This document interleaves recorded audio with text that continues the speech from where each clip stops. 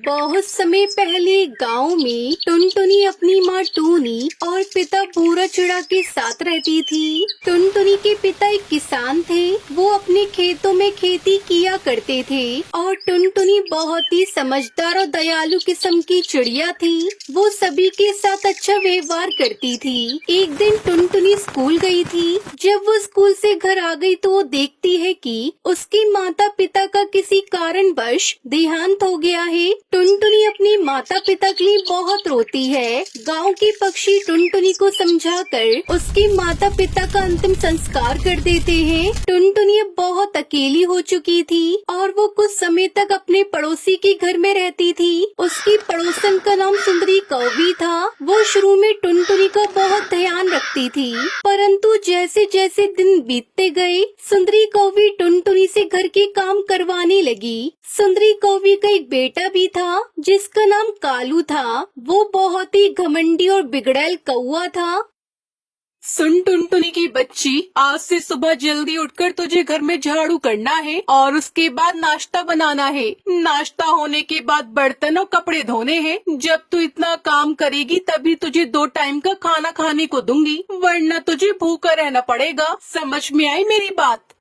जी aunty, जैसा आप कही मैं आपके कहे अनुसार आपके घर के सभी काम कर दूंगी। लेकिन आंटी, मैं आगे पढ़ना चाहती हूँ कि आप मेरा एडमिशन कालू के स्कूल में करा देंगी।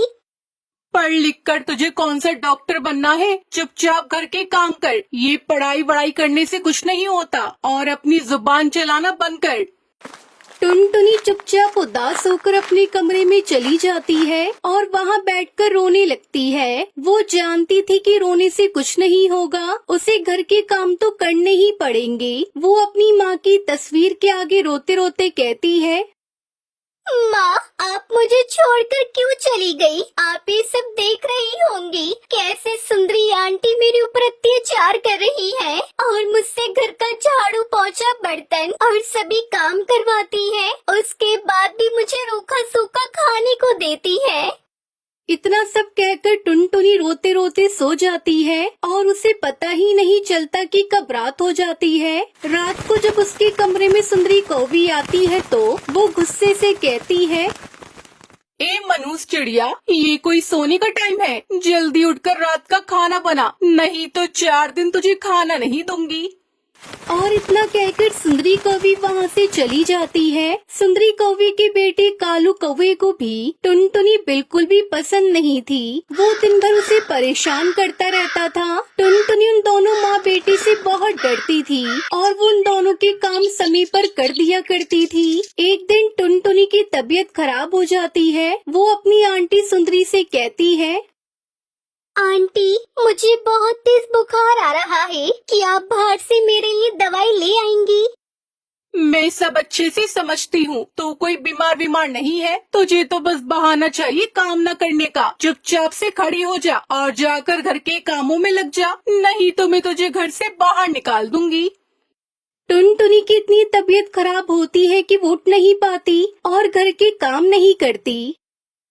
सुन टुनटुनी, मैंने तुझे पहले ही बहुत समझाया था, लेकिन तेरे दिमाग में भूसा भरा है, इसलिए तुझे कुछ समझ में नहीं आता। अब बहुत हुआ, मैं तुझे इस घर में एक पल भी देखना नहीं चाहती। चुपचाप अपना बोरिया बिस्तर उठा, मेरे घर से निकल जा, नहीं तो मुझसे बुरा कोई नहीं होगा।